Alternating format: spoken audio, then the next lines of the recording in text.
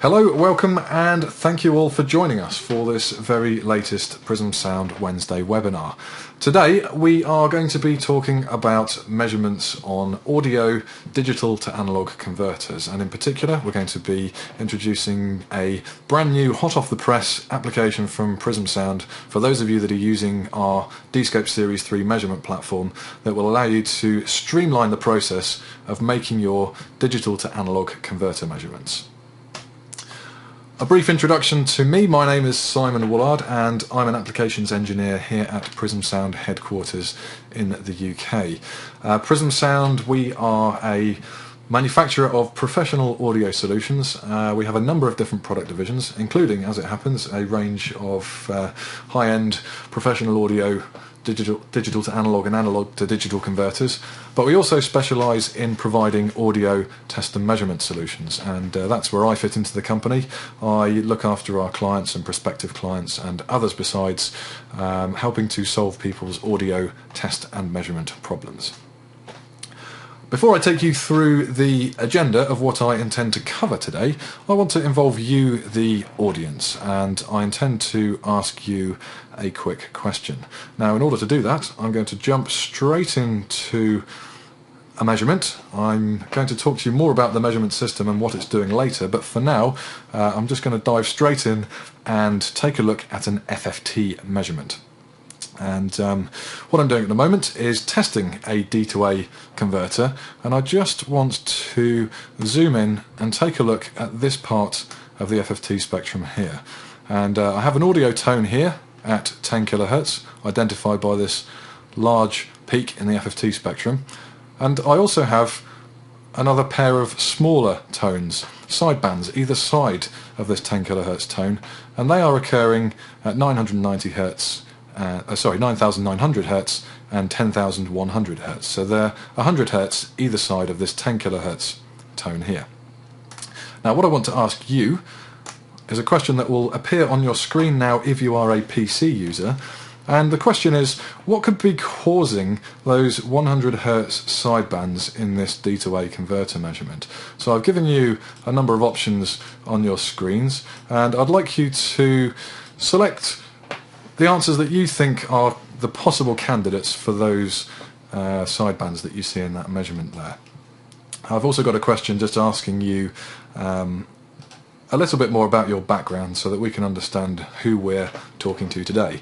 The survey's anonymous. I would just like to get your feedback so that we can understand a bit more about you, your experience with this topic, and provide the foundation for some of the discussion for the presentation today.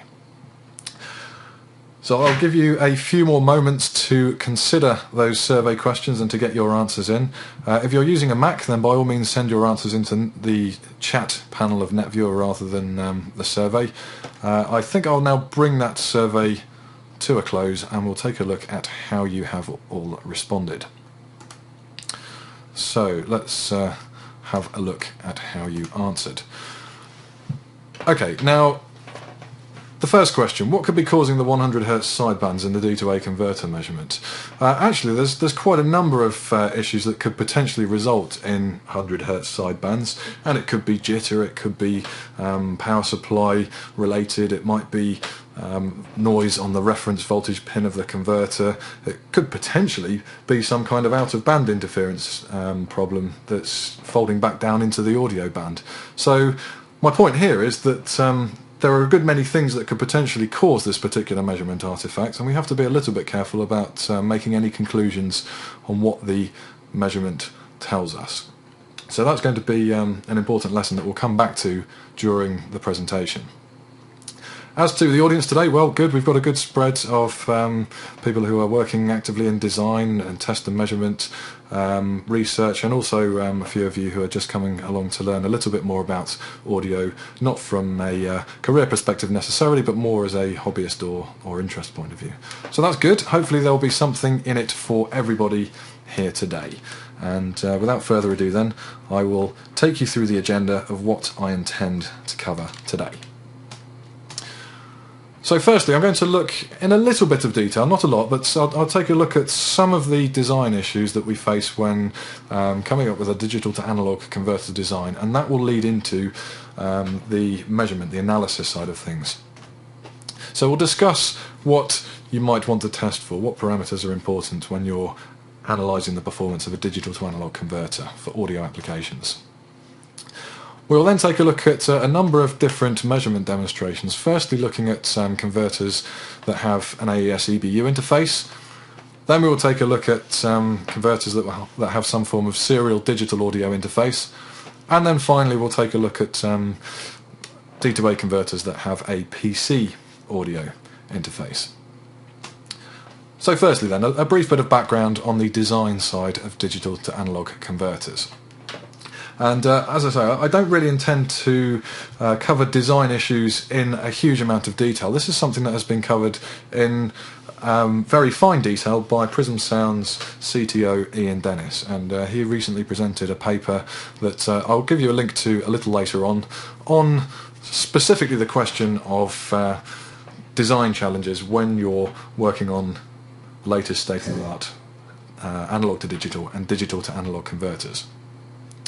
Now, what we're normally talking about from the point of view of high-end digital to analog converter designs is in most applications, in many applications, we're looking to try and design a converter that is as transparent as possible. It modifies the signal as little as possible in the conversion from the digital domain to the analog domain.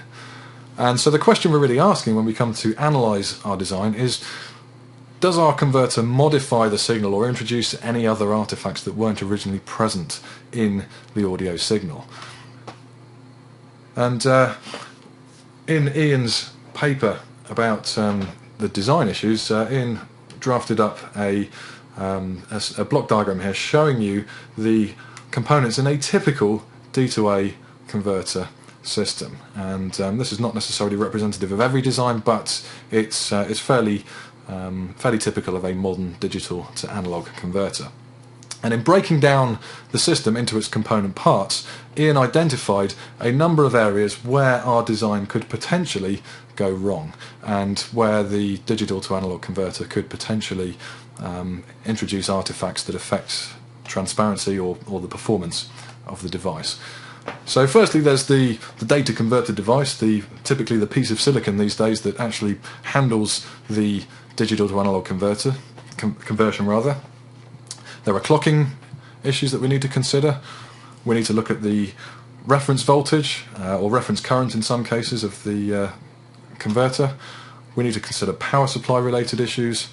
In some cases, interfacing with the host PC that the D2A converter may be intended to operate in conjunction with. And of course there is analog circuitry in any converter, either at the front end of an A to D or the back end of a D2A. And a number of digital parts too. And what we generally find is that in analysing a digital to analog converter, there are a number of tools available, including our own measurement instruments that we're all born with, a pair of ears. But in looking at some of the finer detail of some of these quite subtle issues at times, we find that analytical measurement tools are quite important when it comes to understanding exactly how our converter is behaving and what it's doing wrong if it's not meeting the performance target that we're aiming for. So let me just consider first of all the data converter itself. Typically these days a chipset from one of a number of manufacturers that's designed to handle the digital to analog conversion process. And I've had a quick browse on the internet and pulled up a few data sheets from several well-known manufacturers, and these are all chipset designs that are readily available and typically have signal to noise ratio performance of in excess of minus 120 dB and total harmonic distortion performance in excess of minus 110 dB. So in other words, pretty good performance. So really the biggest challenge these days in converter design is actually realizing that potential performance of the chipsets, and it's of course not simply a case of choosing a chip that has the best performance. It's then building a circuit around the chip that enables you to obtain something close to or something that matches the reference performance that the manufacturer specifies. So where can this go wrong then? The areas that we could potentially compromise the potential of our data converter are listed as follows, and I'm going to just talk very briefly about a few of these issues before we move on to actually looking at the measurements themselves. And first of all, I want to talk about clocking, just to make sure that we're familiar with the terminology. And one of the key words here is jitter, or sampling jitter specifically. So any jitter that is present at the conversion stage will introduce intermodulation distortion artifacts.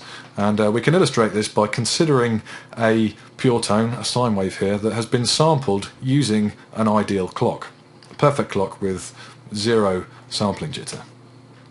Now, if we play this digitized signal back through a converter that has some sampling jitter, that I've illustrated with the red clock pulse in this jittery clock here, then what happens is that our digital sample is played out at the wrong time, and in effect that plays the signal with the wrong amplitude. We actually see distortion in the signal by virtue of playing our digital audio sample at the wrong time.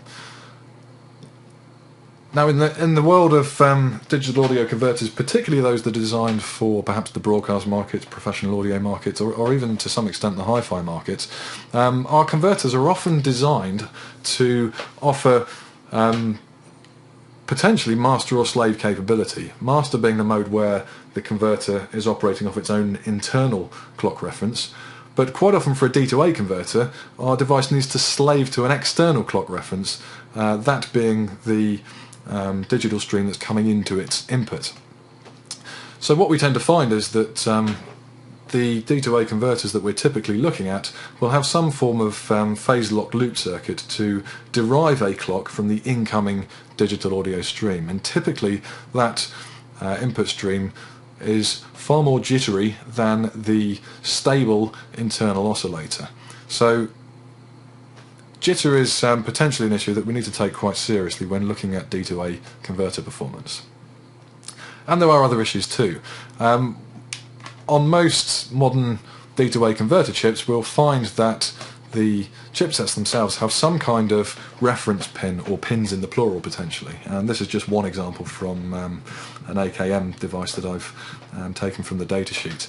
And the reference voltage or reference current is used to determine the output level, and any noise on that reference pin will intermodulate with the audio signal and generates distortion. So this voltage reference, having a clean voltage or current reference on this pin or pins, is a key performance aspect of the converter. Another area to consider is power supply design and power supply rejection in the circuitry that's handling the audio signal. And we may find that if we don't take care of the power supply design and local decoupling from the power supply, we may find that we have either direct injection of the mains frequency or harmonics of the mains frequency for a linear power supply, higher frequencies for a switch mode power supply, or perhaps we may see intermodulation artifacts in our DAC output spectrum that are being caused by some form of power supply problem, or power supply related problem I should say. So we talked about a number of things already here. We've talked about jitter, reference noise, power supply noise, interference. All of these things can potentially cause intermodulation distortion, and that was something that I illustrated to you in the opening survey question. But let's consider why the sidebands themselves are such a problem. Now, the main issue is that our intermodulation sidebands have no harmonic relationship to the audio signal, so they sound atonal, unpleasant. So if I take a 1 kilohertz tone in this case and introduce a 100 hertz modulation signal, we get this pair of sidebands, 100 hertz from our audio tone, as we saw earlier. And these are frequencies, these frequencies of 900 hertz and 1100 hertz are frequencies that were not present in the original signal or its harmonics, and therefore potentially these sidebands are rather unpleasant to listen to, and that's why we want to take care that, as far as we can prevent intermodulation artifacts in our converter design. So question then, quite often you may be tempted to look at the output spectrum of a D to A converter, see some sidebands and say, oh, there must be some jitter there. Well, it's not always jitter, and we need to be a little bit careful about how we analyse our converters. Sidebands, intermodulation sidebands that are due to jitter or phase modulation have a tendency to increase with the audio signal frequency. So in this diagram here I've just shown you an overlay of a number of different measurements of the same digital to analog converter. The only difference between each of these different coloured FFTs is that I've changed the signal frequency, and the amplitude of the sidebands either side of that tone component tend to increase with frequency if we have a jitter related problem.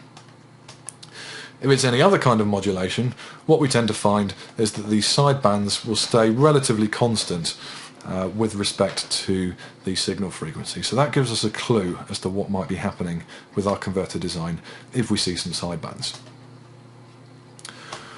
A final design issue I just want to mention then, there are, particularly these days, a growing number of converter devices that interface with computers, and I'm illustrating a number of devices here. So we have a PCI sound card, we have a Firewire interface, a pair of Bluetooth headphones, a hi-fi receiver unit, professional audio mixing console, a pair of USB powered speakers. These all have audio converters inside them, and they all interface with a computer, so that audio is travelling in one or both directions between the converter and the PC. And that interface between audio device and PC is something that we potentially want to take a look at to ensure that the host PC, the device drivers and the converter chipset are all interfacing as we intended in our original design and are not compromising the performance of the system in any way. Okay, so having taken a brief look at those design issues, that leads us on to what we might want to test for when analysing our converter design. And there are two main areas to consider when we're looking at a digital to analog converter, particularly for standalone devices. One of those is performance, and the other is compliance to various interfacing standards. And there are two important areas that I want to talk about. One is the AES 17 recommendations for testing digital audio devices, and another is the AES 3 standard, the AES EBU interface standard, that's perhaps the most widely used digital audio interface standard in the world today. So considering AES 17, the performance related measurements that we might want to make on our converter, well, AES 17 outlines quite a large number of tests that relate to the input characteristics, the output characteristics, the linear response, amplitude and non-linearity, signal to noise, crosstalk and separation, all important aspects. But as you'll see here on the screen, there are quite a large number of tests involved. Now, the Prism Sound D-Scope Series 3 system that I'm going to introduce you to shortly does include a test suite for AES 17, and those of you who have used the D-Scope Series 3 system may have performed some measurements using the inbuilt AES 17 tests. I'm actually not going to dwell too much on the detail of these tests today because I'm going to introduce something different to you very shortly, but suffice to say that if you want to go through the complete process of performance analysis according to AES 17, the test suite is there in your D-Scope Series 3 system if you own one. When it comes to compliance, well, there are things that we might want to do to verify whether our converter works as we intended with a range of different word lengths, digital audio frame rates, and deviations from the AES 3 standard frame rates. So again, these are things that are built into the D-Scope Series 3 measurement system. We might want to run some metadata checks to see how our converter behaves when presented with perhaps an invalid flag or channel status data that's inconsistent with the incoming audio data, for example. And again, that's something that we can do with the D-Scope Series 3 system. We might want to perform analysis of how the converter behaves when we degrade the AES 3 signal that we're feeding it, for example, so reducing the amplitude of the electrical waveform that carries the AES encoded signal. introducing some jitter or interference or noise, etc. These are all things that we might want to do to ensure that our converter will operate robustly in the presence of hostile signal conditions. And we also might want to ensure that our converter is stable with respect to time, and that our device is operating free from any dropouts or glitches or mutes or any of those other kind of artifacts that need to be tested for over an extended period of time, that wouldn't necessarily be picked up in a single quick test of an AES-17 parameter, for example. And again, the Dscope Series 3 package contains all of these tools that you'd want for compliance testing your D2A converter. Now, as I mentioned earlier, Prism Sound, we are a manufacturer, amongst other things, of reference grade digital to analog converters and analog to digital converters. We've been involved in converter design for a very long time now.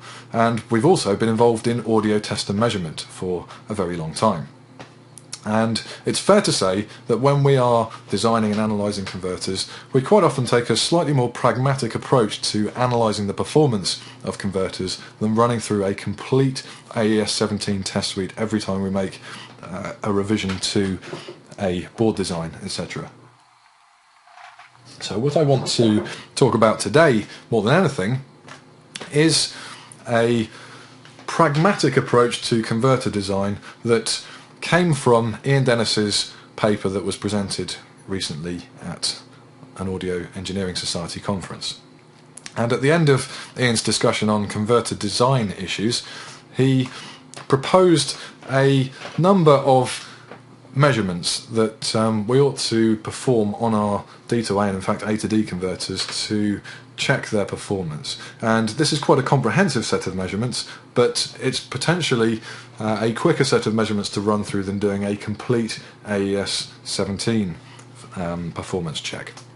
And Ian identified in red here the issues that are easiest to get wrong, and therefore perhaps the most important issues that we might want to check on the bench, and in blue, important issues but ones that perhaps don't go wrong quite as frequently as the red ones. And in green, towards the bottom of the table, we have issues that don't directly affect the transparency of the converter, but are important things to concern ourselves with nonetheless. So at this point, this leads us on to introducing the new digital to analog converter testing application that Prism Sound has just released, that is based on Ian's paper and his suggestions for a pragmatic approach to streamlining D2A converter measurements to potentially save you time.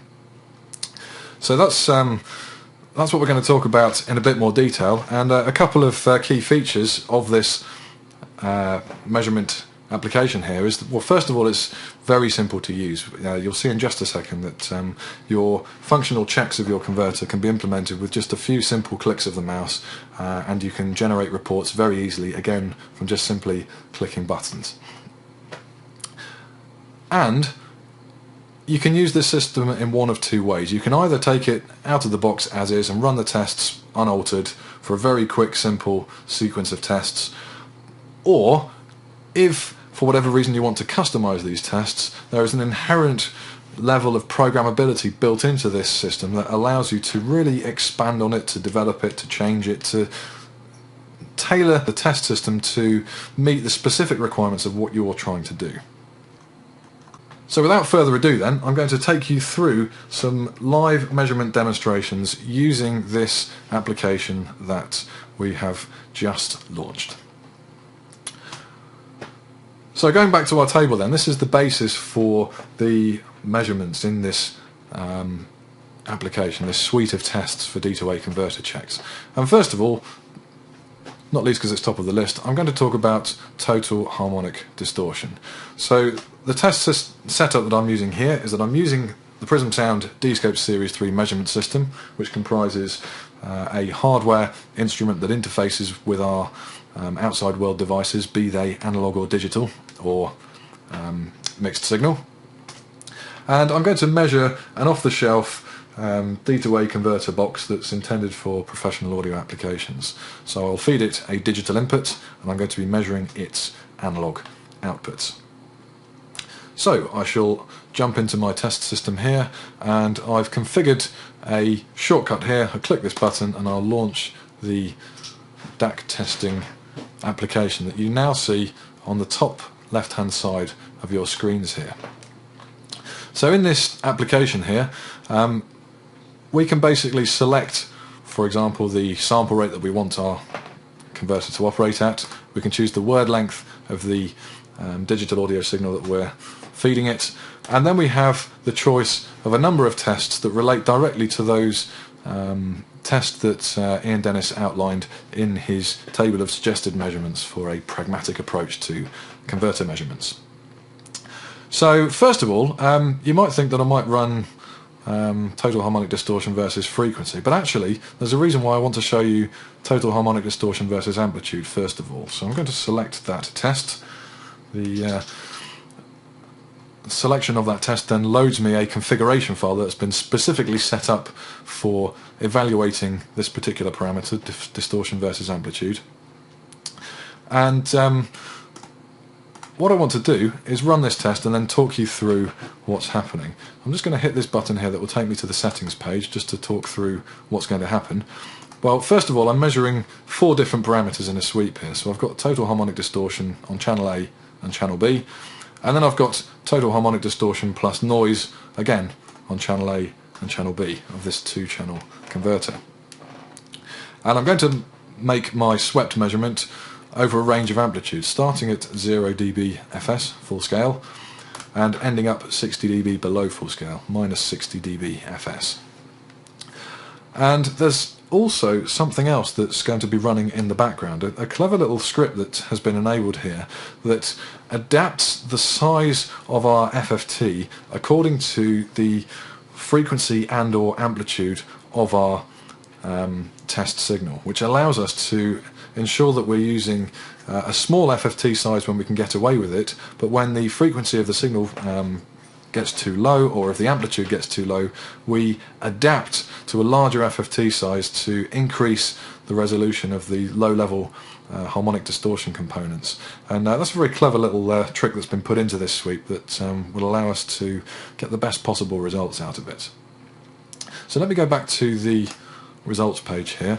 I'm going to hit the run test button and talk you through what's going on.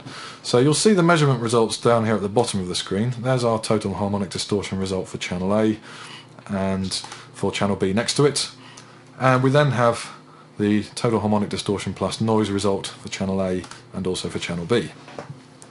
And if I just look at the measurement filters that are being employed in this test, this filter here, this white filter, shows you how we're measuring THD plus N, total harmonic distortion plus noise. So we're removing the fundamental with this notch filter and analysing the residual. In addition to that, we're measuring THD, and that's being measured with this bank of perfect brick wall notch filters that rely on using an FFT based measurement. You simply couldn't do this with continuous time tools, whether you're using a DSP filter or an analog filter. So this is very important, and it's actually quite important to be able to isolate the harmonic distortion from the harmonic distortion plus noise result, and I'll tell you why in just a second. If I just switch off the traces that I don't want for now, I'm going to zoom in on this portion of the trace here, and if we just look at the THD plus N results, which are the light blue and the light pink traces here, you can see there's a slight upward trend in harmonic distortion plus noise as we approach 0 dBFS, so there's a slight upward trend there. But then below about minus 4 dBFS, we see the total harmonic distortion plus noise gradually rising. And if all you were measuring was THD plus N, you might conclude that you had a rising distortion problem at low amplitude, or if not that, perhaps a rising noise issue.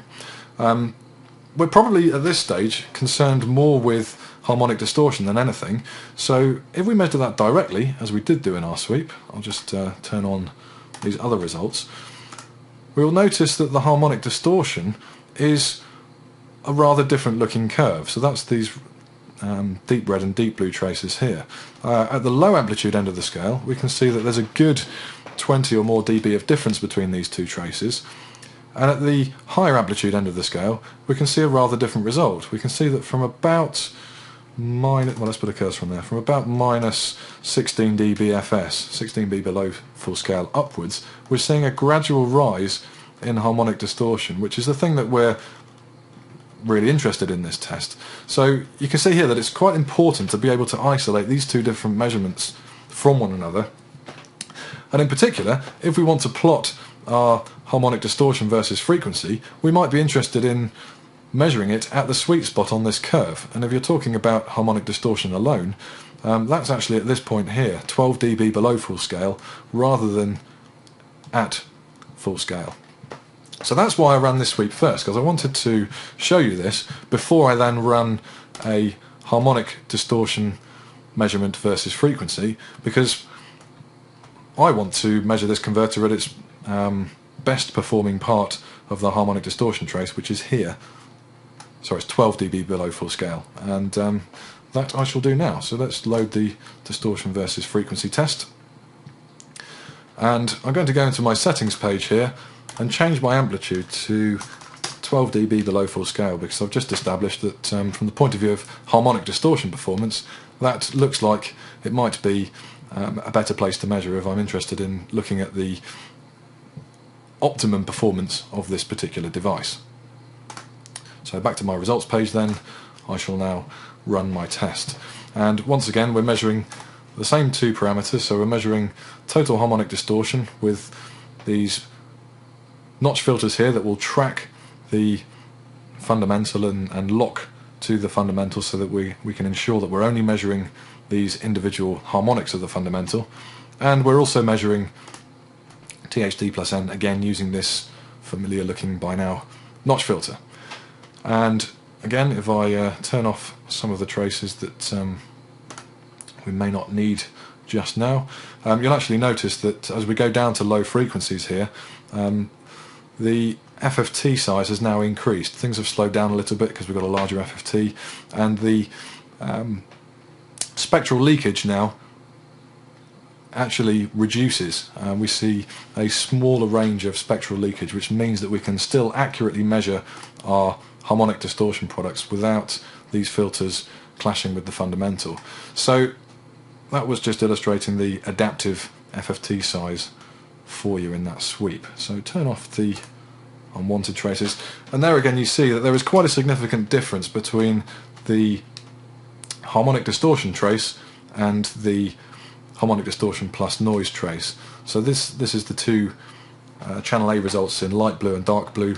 The light blue trace is THD plus N, and the dark blue trace is THD. Again, we see something like a 20 dB difference between these two measurements when we factor in whether or not we want to include the noise in our result. So what we can conclude is that the total harmonic distortion plus noise performance of this particular converter is actually dominated by noise, and the harmonic distortion performance is rather better. Okay, so let me now go back to my presentation, and let's talk about the next thing I'm going to measure here. And I want to talk in a little bit of detail about the jitter performance of the converter now. And first of all, I'm going to talk about intrinsic jitter, the jitter at the sampling jitter that is fundamental to this converter. Now, Prism Sound released a paper back in 1991, again with the Audio Engineering Society, where amongst the things discussed in the paper we derived the maximum permissible sampling jitter amplitude to ensure that there are no audible intermodulation sidebands at the output of our converter. And to cut a long story short, here is a graph that was adapted from that particular paper. Now what this is telling us is that for an audio signal with a frequency of 200 Hz, the permissible jitter amplitude, which is measured on the y-axis, looks a bit like this as a function of frequency. So at low frequencies, low jitter frequencies I should say,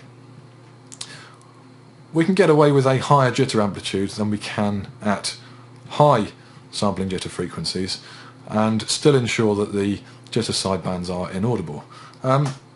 Why should that be? And I think I'll pose that question to you. So I'm going to run another survey here. The question will pop up on your screens again if you're a PC user, and I just want to ask you if you know why we can tolerate higher levels of converter sampling jitter at low frequencies than we can at higher frequencies. And there are a number of possible answers. I'd like you to consider all of them and let me know which ones you think may be part of the explanation, and if you could send those results in to me, we'll take a look at how you've responded. So once again, the survey is anonymous.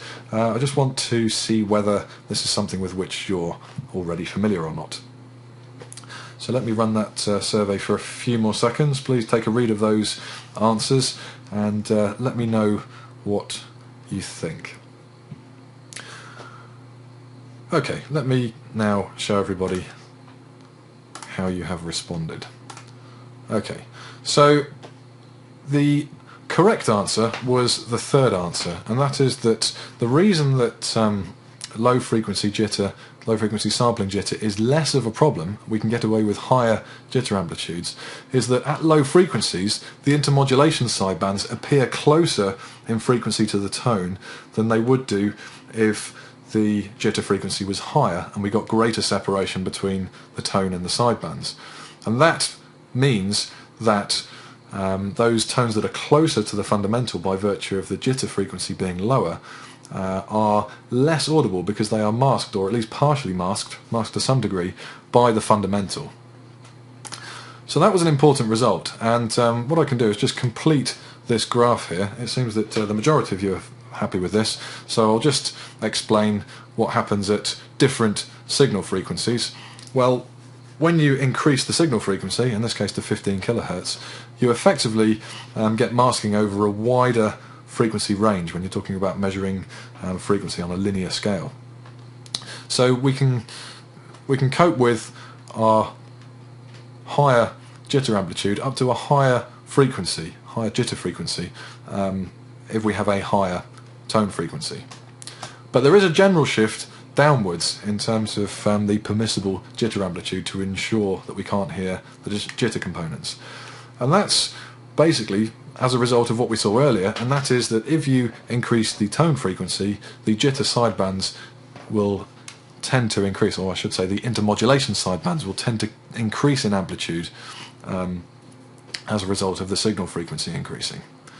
So if we fill in the blanks here, this was calculated at a number of different tone frequencies. What we can do is plot the worst case of all of these traces and say that if we want to ensure that we can guarantee that we're not going to hear any of our intermodulation sidebands introduced by sampling jitter in our converter, we need to make sure that the sampling jitter is lower than this threshold, which varies as a function of frequency.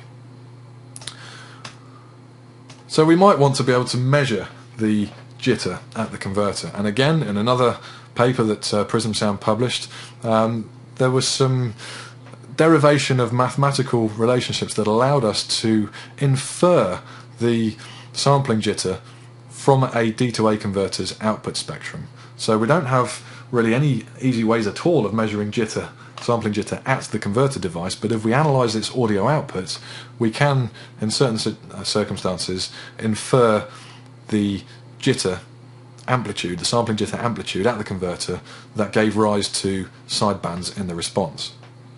But we have to be careful here, because as we saw earlier, intermodulation sidebands can be introduced by a number of different factors, and we have to be sure that our sidebands are jitter related before we start trying to use the maths that were derived in this paper to attempt to put a number on the sampling jitter of our converter. So that being said, what I want to do is actually show you how you can go about doing this. So again, I'm going to use my Pro Audio D2A converter and make some measurements on it. So I'll go back to my DAC testing application here in the Dscope Series 3 software and load my inferred jitter test here. And when I hit the Run Test button, we will go from a rolling FFT to an averaged FFT of a much larger size, which will give us very, very fine resolution of these potentially very low level components here. So let me just move this out of the way a little, and what I think I'll do is zoom in a bit on this FFT trace here. So let me just put the cursor somewhere around about here. I've got some buttons on this inferred jitter reading panel here that allow me to search for sidebands in the FFT. So if I hit this button here, then we're looking for matching pairs of sidebands that are the same frequency either side of our audio tone, which in this case is centered at 12 kilohertz. And if I position these cursors on any of these products, bearing in mind I have to first of all determine whether or not these are jitter related by seeing what happens if I vary the tone frequency, I can here quantify the inferred jitter, which in this case has been calculated at 450 picoseconds at a frequency of 187.5 Hertz. And of course this is quite an interesting looking spectrum, so there's all manner of sidebands that I might want to analyse, and of course in particular I'm interested in what happens at high jitter frequencies, so in other words sidebands that occur a long way from our audio tone, because we now know that they are A, masked less, and B, they appear at higher amplitudes. So if I can click this cursor all the way out, I can put a number on each of these sidebands, and as I say, I can't stress this enough that you have to make sure that these sidebands are actually jitter related before you perform this analysis, or you're going to get some incorrect results that won't make sense. Okay, so I want to talk a little bit more about jitter. I'm going to go back to my presentation now, and I'm going to talk about jitter rejection in the converter. So we've looked at intrinsic jitter, the sampling jitter that's present at the converter when it's just considered in isolation. But there are other possible sources of jitter that our converter needs to deal with, particularly if it's a device that has AES EBU inputs and it's sourcing its clock from a device upstream, recovering clock via a phase lock loop. And there are two main sources of jitter at a D2A converter's AES EBU inputs, and we have source related jitter, so in other words intrinsic jitter from upstream devices, and we also have cable related artifacts that are introduced by virtue of passing an audio signal, or rather a digital audio signal, down an AES EBU interface. How does that happen? Well, the audio encoding scheme that we use in the AES3 interface, AES EBU, SPDIF and toslink signals, uses something called biphase encoding, and this is a clever scheme that allows us to embed clock and data down a single wire by means of altering the pulse widths according to whether the individual data bits are zeros or ones. Works very nicely, but the upshot of this encoding scheme is that when we pass the signal down a real-world cable that has non-zero capacitance, we get a response that looks a little bit like this, and when we look for zero crossings in this output signal, the output from the end of the cable at the D2A converter end, what we see is that we get some timing errors relative to the original clean signal. This is jitter, and what we conclude is that simply passing an AES EBU signal down a biphase encoded passing a biphase encoded signal like an AES EBU format digital audio signal down a real-world cable actually introduces jitter, regardless of what's happening upstream in terms of jitter performance of the source device. So this is something that our AES EBU enabled converters need to deal with, and in particular we want to check how well our converter can reject incoming jitter, because as we've already seen, if we don't deal with the jitter we will get intermodulation distortion. Now Prism Sound invented a rather special test called the J-test, and this test was designed to exercise worst case data jitter in your AES EBU interface cables, and it does that by choosing a specific sequence of audio samples that gives you the worst case transitions between a long string of consecutive zeros with their long pulses that's charged to high and low amplitudes, followed by a long sequence of ones which have shorter pulses which charge to smaller voltages in the positive and negative direction. And we can use this signal to test how well our D-to-A converter rejects any incoming jitter that's exacerbated by this particular signal that gives us worst case data jitter. In an ideal world, the output from a J-test measurement on a D-to-A converter should be a clean sinusoid at 1/4 of the sample rate, i.e. half of the Nyquist limit. If our converter suffers from poor clock recovery, then we will see modulation sidebands at the sample rate divided by 192. So this test has now been adopted by many test equipment manufacturers. It's effectively an industry standard now, and I do have something slightly better than this I'm going to show you in a second, but for the sake of covering all bases, I'm just going to show you very quickly the output of a J-test. In fact, I'm going to show you a diagram of what I'm doing here first. I'm going to measure two different converters. I've got, again, my Brand X Pro Audio DAC, but also the Prism Sound D-to-A converter that has very well engineered clock recovery. And I'm going to measure both of these at the same time, and we'll take a look at the difference between their output spectra. So going back to my converter tests here, I'm going to load my J-test, and while that's loading I'm going to make some changes to my connections here so that I can measure these two different devices at the same time. Okay, so on channel A, my live FFT trace here, I have my off-the-shelf Pro Audio converter, and we can see that in addition to this tone here at 1/4 of the sample rate, or half the Nyquist limit, we see a broad range of intermodulation sidebands that are being introduced as a consequence of this particular device having poor clock recovery. In the Prism Sound Orpheus measurement case, we see a nice clean sinusoid at 1/4 of the sample rate, and this is demonstrating that we do have very good clock recovery circuitry in this particular device. Now, I should also mention here that if I wanted to make a report of this or any of the other tests, then all I've got to do is hit the run test button. This will give me, in this case, some averaging to smooth out these bin-to-bin variations in the noise floor here, and I can hit the create report button, put any notes on here that I might want to put on, so I'll say Simon test 1, and a report is now being generated, and that will open up in my web browser just as soon as my browser launches. Here we go, and that gives me a summary of the test that I've undertaken, the sample rate, word length, date and time, and there we have it, a summary of the graphical measurements and also the numerical measurements. And in this particular case we're measuring here the total energy contained in all of the sidebands and all of the noise in this measurement, and we can actually see that there's something like, well, about a 35 dB difference between the distortion and noise energies in these two different converter designs.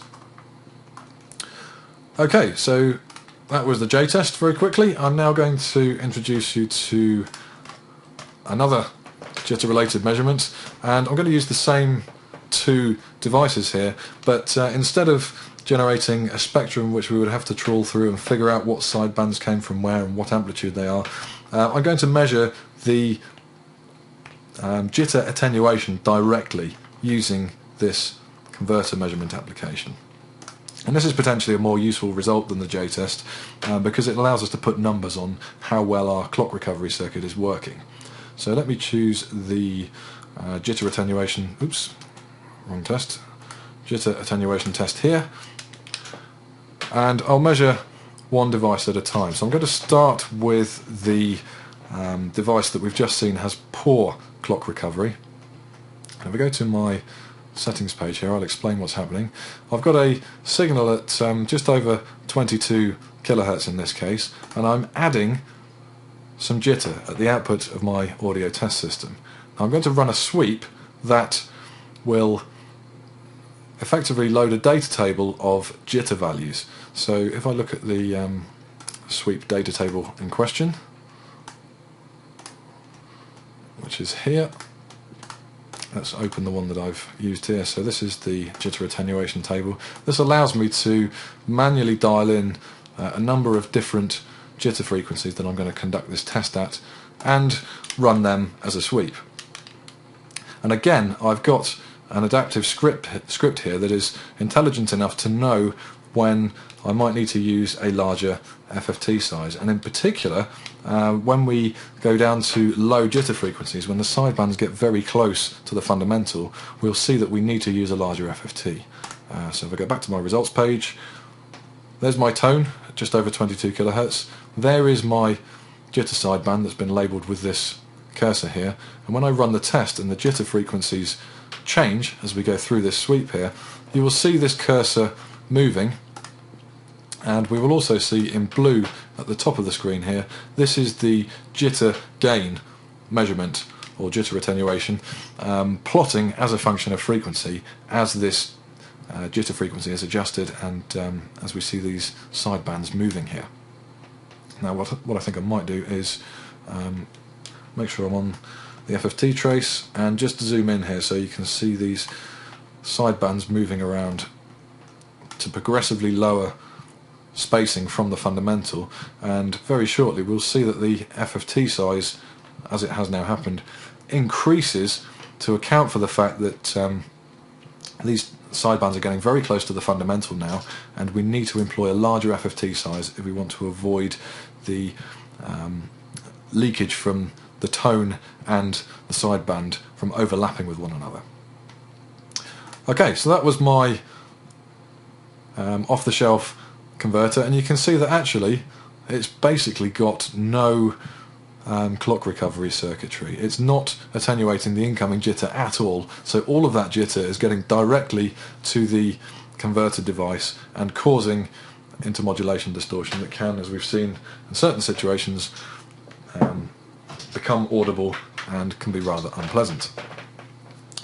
I've now connected the Prism Sound D2A converter. I'm just going to rerun the test and we'll take a look at the results for this one, and as we'd expect from the previous test, the jitter sidebands are essentially, at this stage at least, in the noise floor, and we're just measuring noise at this part of the sweep, so we're about 60 dB down. The clock recovery circuit is removing all of that jitter and giving us just a benign noise floor at the output of the DAC, which is what you'd hope for. And we see now, if again I zoom in on the trace here, we're now down at very low jitter frequencies, down at about 50 Hz at the moment, and we now will see a modest rise in the jitter gain here, which shows us that there is a measurable sideband here down at low jitter frequencies, but it's still well attenuated from the first measurement that we saw there. Alright, I want to move on now. I've got quite a bit more to cover, so I shall move on to the next part of the presentation and talk about serial digital interfaces. So DACs that don't have an AES EBU input, they might have an I2S input or some other form, some other flavour of serial digital audio signal. And I'm going to choose a low-level linearity measurement for this particular part of the presentation, and in addition to using the Dscope Series 3 hardware with its native AES EBU and analog inputs and outputs, I'm now going to introduce another piece of equipment into the measurement circuit, and this is our Prism Sound VSIO adapter that allows us to to convert AES EBU format digital audio signals to and from serial data, for example I2S, and it also allows us to generate I2C control commands or SPI control commands to set up our DAC into the appropriate mode that we want to use for testing it. So I have an evaluation board on my bench here where I'm presenting from, and it's a D2A converter that I'm feeding with a serial input, I2S format as it happens, and I'm going to measure its analog output. So again, without further ado, I shall go back to my measurement suite here, and I'm going to load the amplitude linearity test. Now I need to make a couple of changes to my setup here to connect my D to A converter reference board. That is now done, and I'm going to just show you very briefly the interface for this serial adapter that I'm using to generate I2S format data. And in my configuration file here, I've copied and pasted a graphic here from the datasheet of this particular digital to analog converter reference board, and it shows you the timing diagram of the clocks and the audio data that is needed in order to be able to communicate with this device. So what I need to do at the measurement system end is to ensure that I'm adhering to that particular format of clock and data usage. So what I need to do here, you can see that the word clock is actually inverted here, so let me first of all perform that inversion, and you can see in this timing diagram on the measurement system now that that inversion has happened. There's a little graphic here that reflects that, but I can also see that the word clock needs to fire one bit clock cycle early, so let's do that. That is now happening one cycle early as intended, and also here we can see that the bit clock is inverted, so I better perform that inversion. So now the timing diagram of the word clock and bit clock matches the requirements of the I2S format, but we'll notice here that the data is most significant bit first, least significant bit last. So I just need to make that final change here, uncheck this box, and you can now see that the timing diagram exactly matches that of the converter device we're testing, and we can now see that we have a valid audio signal. So I'm ready to make my measurements. I'll go back to the results page here and run my test, and while that's running I'll just explain what we're doing. Once again, we're running a sweep here. I've actually got two different parameters. I'll explain why in just a second. We're measuring the gain relative to full scale, and also we're measuring a narrow band amplitude. We are using a range of different generator amplitudes for this test, starting off high, ending off low, and again we're using an adaptive FFT here that allows us to modify the FFT size to cater for any low signal amplitude that might get close to the noise and require us to use a larger FFT size. So if we just look at the filter response here, you can see that we're using a very narrow filter to ensure that we're just measuring the tone components and none of the other artifacts in the FFT here, and the results are just about in. This is using very large FFTs now that we're down at low signal amplitudes, so that we can discriminate the tone from the noise floor. So this is just going to take a couple more seconds to execute, and we're on the last step now.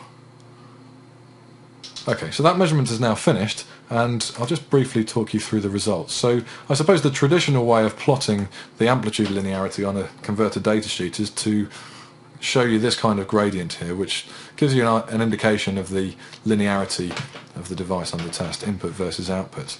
But in many ways it's easier to interpret this graph if we simply plot it as a flat line. So we're actually measuring the gain, which will move either side of 0 dB as we tend to the lower end of the scale, get close to the noise floor. And this is an easier way of interpreting the linearity at low amplitude than simply plotting a gradient on a large scale and having to interpret what's happening at the low end of the scale.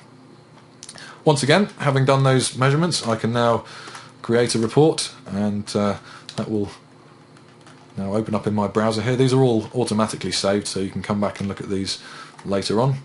But again, for now, I think I'll go back to my measurements and take you through a couple more. And I think, yeah, what I'll do here is look at the noise and interference behaviour of this particular device. So I'm going to make these measurements using exactly the same test setup as before. Open my application again here and hit the noise and interference test. Okay, now we're looking for low-level artifacts here, so this test necessarily requires us to use very large FFTs. So when I hit this run test, we'll actually see that this takes some time to execute. We're going to do quite a lot of averaging using a large FFT to make sure we get a very accurate measurement of these low-level products. And in particular, we're looking for things like mains hum related components, which require good FFT resolution down to low frequencies to allow us to see individual harmonics of 50 Hz or 60 Hz mains hum, for example. So let's talk through these numerical readings here at the bottom of the screen. I've got an A-weighted noise measurement, which is being measured over the audible band from approximately 20 Hz to 20 kHz. That's being A-weighted there.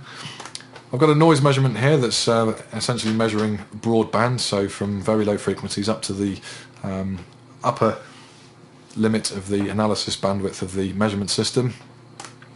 I then, next to that particular result here, have an unweighted noise measurement that allows us to compare with the A-weighted noise measurement here. I've then got outer band noise, so anything that's above 22 kHz. I've got power line components, so this is a sum of all the mains hum related components. And then I've got a sum of all the tonal components. Now this particular device doesn't have any excessive tonal components that really are visible above the noise floor. It's mainly mains hum in this particular device. So again, this is a very comprehensive test giving us lots of detailed information about the noise and interference related performance of this particular device. And again, I can create a report, and that will give me all of this information, complete with all the numerical detail here of everything that we've tested, giving all the cursor positions on the trace here, and that again is saved for posterity as a permanent record of the device that we tested on the day we tested it under the conditions that I've just used. Okay, so I want to now move on to the final stage of the discussion and talk about PC audio interfaces. And I've already raised the issue that there are a growing and large number of audio converter devices on the market that are designed to interface directly with a host PC. Now it may not be a standalone converter device, it may be a device that features a D2A converter as part of its system, but it's intended to operate as a device that communicates with a host PC. You may not always have access to the serial inputs of that D2A converter, or if it has an AES EBU format signal,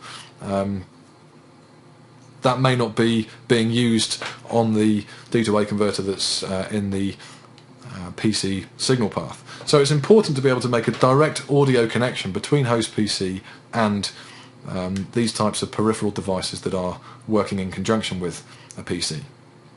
And until recently, the only solution for doing that would be to create some WAV files digitally on a computer and play them through your audio device, hoping that you'd got reasonably accurate WAV files and that your editing software was doing everything that you thought it was when you created those files in the first place.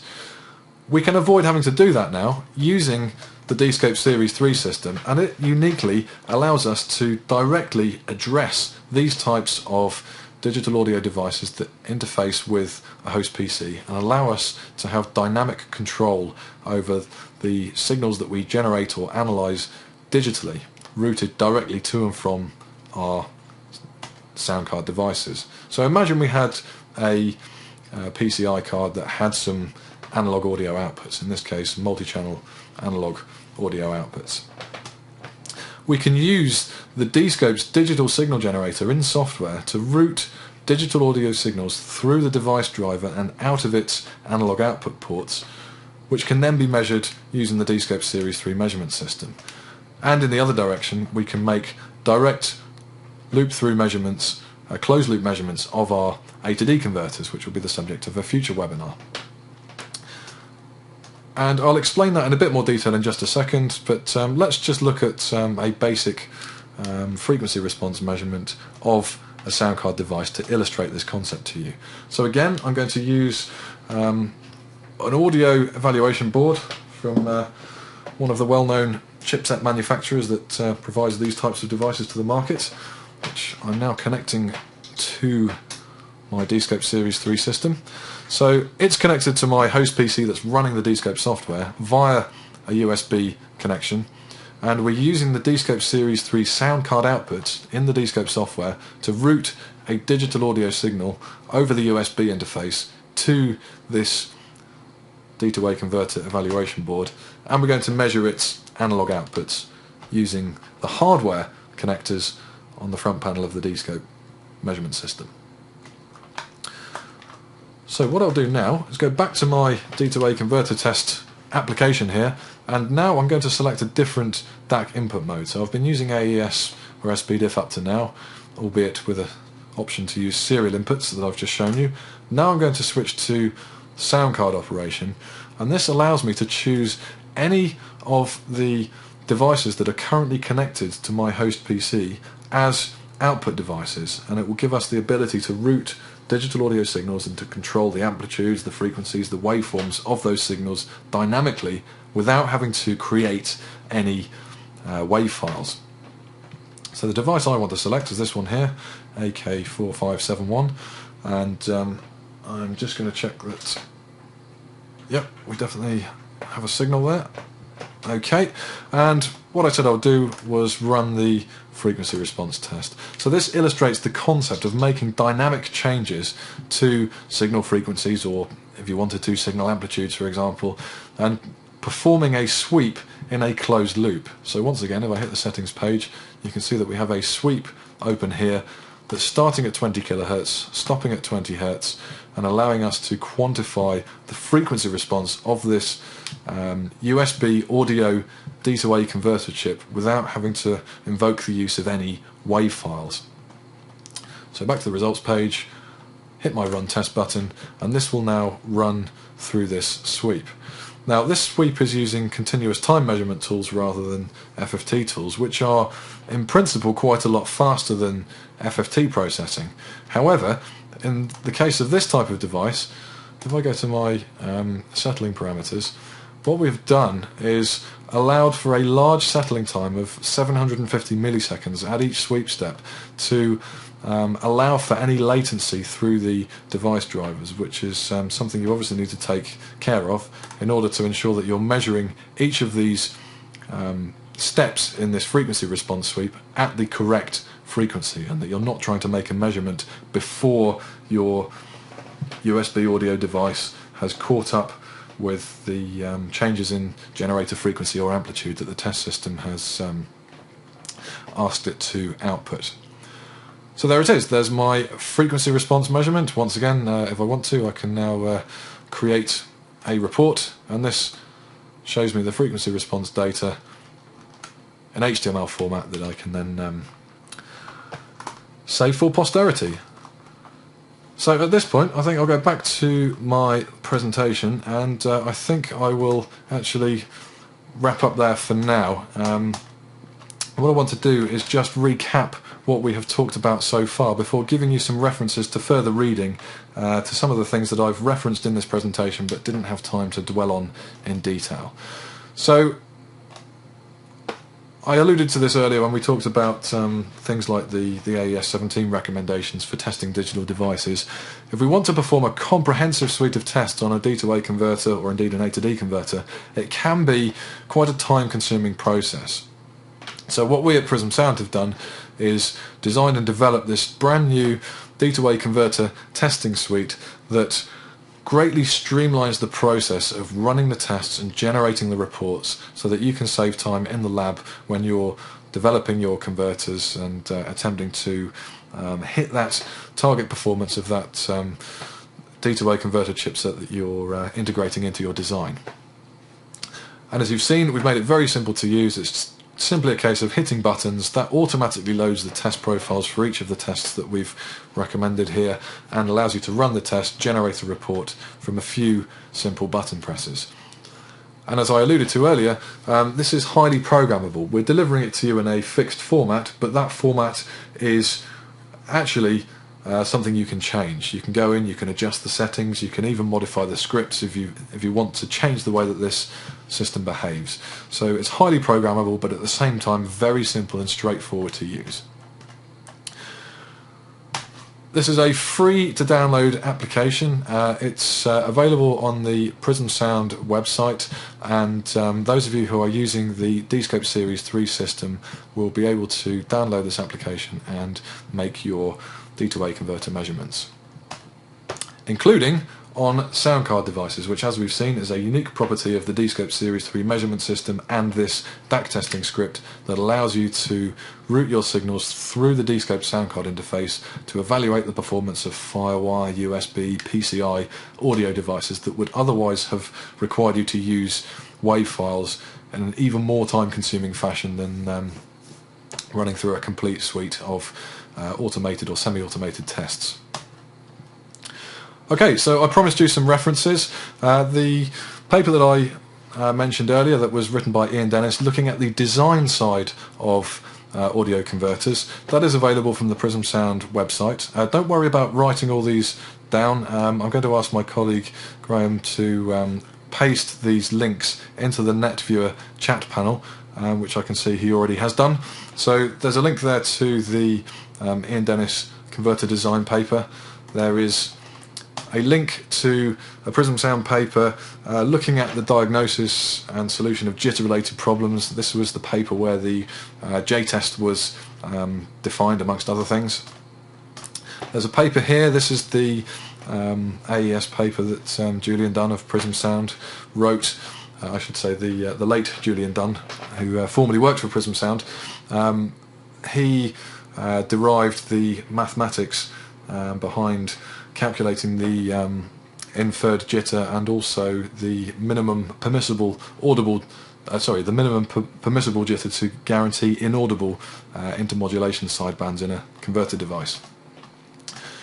There's another paper here, and this highlights something that I alluded to earlier when we were talking about the range of possible causes for modulation sidebands, and this was an interesting study into what appeared to be audible differences between numerically identical CDs. They were verified as being numerically identical, but a number of golden ears and professional listeners identified the fact that these CDs sounded different from one another, and what it turned out to be, to cut a long story short, was varying quality of performance in the D2A converters in the CD players themselves, and in particular there was an issue with varying amounts of laser servo noise making its way through the power supply to the reference pin of the converter chips and causing modulations not through jitter but through amplitude modulation in the converter device. So that was quite an interesting and an important study. And I've also got some links here to the AES3 standard, the AES, EBU, SPDIF, Toslink formats, all were spawned from the AES standard that Ian Dennis of Prism Sound had a hand in writing. And finally, a link to the recommended methods in the AES 17 document for evaluating D2A converter performance. A few topics for further consideration.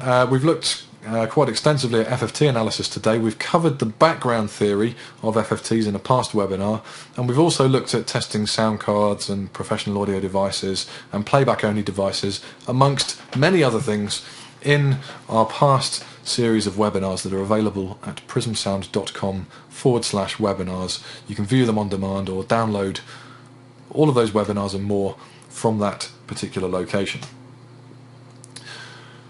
So at this stage then, that brings me to a conclusion. So thank you all very much for your attention. I hope you enjoyed today's session and found it useful. We'd be very happy to see you on another Prism Sound webinar in the not too distant future. In particular, we're going to be looking at analog to digital converter measurements in the month of May, and we'll be in touch with you nearer the time to let you know when that's happening. So once again, thank you. Thank you to Graham for co-moderating the session here today, and we will leave you in peace and hope to see you again soon. So thank you and goodbye.